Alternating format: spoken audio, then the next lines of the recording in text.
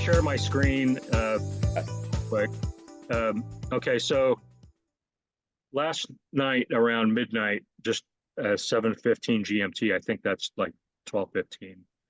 I was listening to, there's a signal from KO Belize that I heard, that shows the little L thing above Guatemala. That's a thing. And these other things that have minutes on them, Yeah. those are my signal. I was sending them out on different shortwave ham radio bands. And those are automated stations that were automatically reporting that they heard my signal. Okay. And I sometimes even get into like Antarctica and more into South America sometimes. But I usually do pretty well into like Hawaii, Japan, Australia, New Zealand, etc., up into Alaska. Yeah. And by the way, I see the Azores chimed in there at 16 minutes as well. So yeah. Right. So and then I do get into France, Germany, Spain, and stuff. It depends on how propagation, the atmospherics, how the atmospherics are working. But that might be of interest. So yeah, it is. Yeah. I that's something I do as a hobby. I'm pretty much on FT8 all the time. Of course, now I'll never get rid of this. Share. Oh, screen sharing has stopped. Okay, good. All right. Find your home. So there's things that you have, some real estate offerings I see on the website. Oh, and now I should be able to show, if you go to their website, you see these locations. Keep vanishing. Belize, Costa Rica, Nicaragua, Honduras, Panama, Portugal. Right. And so a lot of these are in the tropics. Is that weather, is that like unbearably hot this time of year, or is it always, does it have seasons?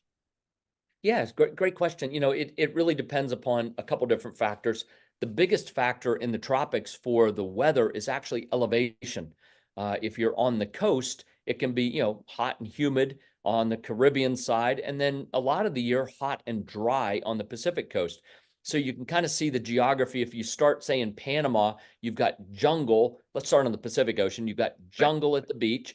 And by the time you get up to, Mexico and Cabo San Lucas, you've got desert on the beach. And so you've got this transition of geography from jungle to desert along the way. And places like Costa Rica, Nicaragua, El Salvador tend to have what I would call a Southern California climate on the Pacific Ocean. It's dry about 8 months out of the year, kind of West Texas, kind of Southern California dry. And about 4 months out of the year, it's a little bit more humid, the rainy season, the green season. The Caribbean, it's rainier longer, and so it's more jungly. But it's interesting in this time of year when it starts to get really hot in the U.S. I'm from near Washington D.C., about an hour and a half west in Shepherdstown, West Virginia, in the Shenandoah Valley. I talked to my wife yesterday. I'm down in Phoenix, where it was 113 yesterday, by the way. But my wife said. But my wife, you're in Vegas, right? But my wife said the other day it was, 97 degrees with high humidity. Whereas in a country like Belize or Costa Rica on the coast, Panama, the temperature might be in the high 80s. So it's actually this time of year 10 degrees cooler than it is, or 20 degrees cooler, or 30 degrees cooler than it is in the US. So the geography is very different. And then what's kind of interesting, when you start to get up into altitude, right? Places like Medellin, Colombia, or Quito, Ecuador. Quito is actually cold. It'll have 50 degrees at night, and 60s and 70s in the day. Cuenca, probably 60s at night, 70s and 80s in the day. So depending on the elevation, you start to get these temperature bands that are very, very nice and very, very pleasant. This weekend, I went up to Mount Charleston, which is near here. Oh, yeah. About an hour drive, and it was in the 80s during the day, and then it got down to similar temperatures. So just driving the hill, you can escape the brutal temperatures. It's like an oven. You're worse. I'm in Phoenix. It's an oven. Open the door. Where's the easy bake timer? Exactly. Yeah. But it's interesting. So weather is certainly a driving factor, for people wanting to move overseas. We see that, right? It's probably one of the two big factors, weather being one, especially people from the northern, parts of the United States and Canada, which is cold, half the year, right? And so you can move to the tropics, you can have nice warm weather year round. The other thing driving the emigration and really the expat phenomenon is cost of living and quality of life. Exactly. And I think that's something that's very hard for people to understand. I lived overseas in Nicaragua actually for 14 years, and what we found, experienced, not just found, experienced to some incredible degree, is that the cost of living dropped by more than half, maybe 2/3 of what it would cost to live in a small town in the United States, not in a big city. I'm 90 miles west of Washington, D.C. in the Shenandoah Valley. I live in a small town in West Virginia. But my cost of living dropped by half or more when I moved to Nicaragua, and my quality of life went up. And people are like, wait a minute, how does your quality of life go up, but your cost of living goes down? Just a couple examples. We would have a bag, a coffee sack of organic fruits and vegetables delivered to our home every Tuesday morning, and it was $8. If you went down to Whole Paycheck and bought a tomato, it would be $8, right? Whole Foods, right? I call it a Whole Paycheck. Sorry, Mackie, I know you're showing up at FreedomFest. Carton of eggs. Yeah, something like that, right? Yeah, right? But literally a whole coffee sack of organic fruits and vegetables, $8, right?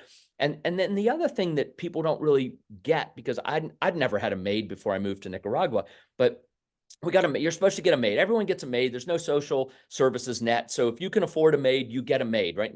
And you pay, we paid our maid about $180 a month, full-time maid. And what that meant was no chores, Kent. No chores, none, zero. Like we didn't wash, clean, nothing. And so like all of a sudden you just have this incredible free time.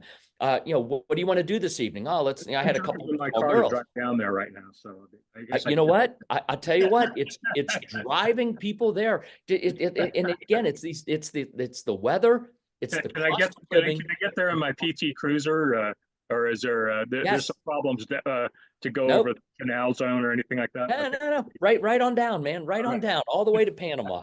Yep. We have a lot of people that drive. Actually, it's a long drive, but it's you Flying is can't. an ordeal. You're still going to be doing like a day out at least in the air or Yeah. something. Yeah. But anyway, those are the factors that really drive emigration and sort of the expat phenomenon is Yeah, cost of I've living. certainly been looking at things like that, Argentina, Paraguay, et cetera. But Yes. I didn't really consider the tropics seriously. So I guess it's not. I mean, Nicaragua is interesting because Yeah. it used to be was Sandinistas or something a million Correct. years ago when Reagan was around. Back Yeah. before in the 70s, we used to have Sandinistas. In fact, I used to be on this thing called the Manana Net, and we'd have these sailboat people that, or they'd be out on a yacht of some kind, and we talked to them on shortwave. Right. They were being boarded by the Nicaraguan Coast Guard or something. Okay. And they didn't get, arrested or anything. They were just being inspected and everything. Yeah, sure. So it's, we just I took note of that as interesting. Yeah, right. Because it had a tense relationship with the U.S. So it's interesting that we do a lot of work in Nicaragua, and I lived there for 14 years, but we work in Belize, Costa Rica, Panama, as well. And so, we're not married into any one destination, but all of these countries, right? These countries, they want the foreign investment. They may or may not agree with U.S. foreign policy, U.S. government policy kind of stuff. But in all cases, they really love Americans as people. They enjoy us being there. They want us to be there, both as tourists and as expats. And we really, an expat is leaving the U.S. So they've got to have a common bond if they're kind of fed up with the U.S. taxes and stuff. So maybe it would extend to their leeriness about foreign policy or something too. So. Right, the way people thinking about it, exactly. Yep. Yes. Yeah. Well, and you're in the estate planning business, right? I mean, that's a big part of what you do. Education. We educate people. We don't do trust. The court looks bad. Okay. Yeah, right. You don't actually do the work, but you educate people on the importance of the work, right? And I think that's a lot of what's happening in the region is we're seeing, a lot of people make what I call generational wealth stewardship decisions, right? Yeah. And a lot of it, has to do with the diversification of their, their assets, but not just like, investment assets, but like the protection of the most important asset we have, which is ourselves, right? Right. And so when we own a home overseas, maybe we use it a couple weeks a year as a vacation property. We can rent it out when we're not there. But now we actually have a place that we can go, right? I mean, if stuff hits the fan, we And have those a prices, plan I B. noticed the packages you're putting together, this package is as low as 109,000, at the low end, and then it could go up to 500,000 or something for the Sure. fund. But Yeah. typically, a couple 150, 200, that kind of thing. There Right. was an interesting thing, and it's just I'm ignorant. You had like it looked like hotel rooms or something. Yeah, like this residences, Belize Marriott residences. Does Right. that come with maid service, or how does that work? Or Yeah, so those are ownership that you actually own it. You get title to the property. It's whole yeah, ownership. So you buy it, you own it. You can move into it, you can live in it. Most people aren't going to live in a Marriott hotel, so you can use it as a vacation property, a couple, 4 or 5 weeks a year, 6 weeks a year, whatever, and then it's rented by Marriott for the rest of the year, and that income would then come to you as the owner of that property. So yeah, it's a hotel, right? So you and maid service these are and destinations, vacation destinations. yeah, that particular property is more of an investment and vacation property as opposed to a property that you would actually live in. And we do both. I mean, we have both. We serve both types of consumers. Yeah, and you Yeah. have like traditional houses. I know. And some Yes. eco villages was a notable thing. I Yeah. know that eco villages in Southern California, and I could tell many interest, amusing stories about their relations with their neighbors. But how is that working? These eco villages. Very well. We've got a couple different varieties. We have one in Belize, which is over the water. These are over the ocean. It's a lagoon, but you're over the water. Tiny homes. They're solar and connected to the grid, so they're a hybrid, so to speak. Those are a beautiful little neighborhood of about 20 homes. At Grand Pacifica, we have an entire neighborhood of what is to be 100 homes. I think there's 76, 77 in there now. They're totally off grid. They are 100% solar. We've got some oceanfront homes right across the street that are hybrid again. So you have solar and tied to the grid, but very affordable. Yeah, 150,000 to right. be a couple hundred yards from the ocean, So under 129,000, 500,000. that maybe it was a little further away. Maybe I Yeah, was in Chicago or something. So you can do it for a song. Then right. there's something called modern innovative living. Yes. What is that? How does that distinct from? Is that more high tech or something? It is. It's more of a smart home as opposed to, so it's a hybrid home, a lot of solar, but tied into the grid as well. Yeah. But then built in and around an agricultural component with all kinds of fruit trees and other types of food producing plants as part of the common area, so that you get this an integrated lifestyle. And those homes are about 500, 600 yards from the ocean.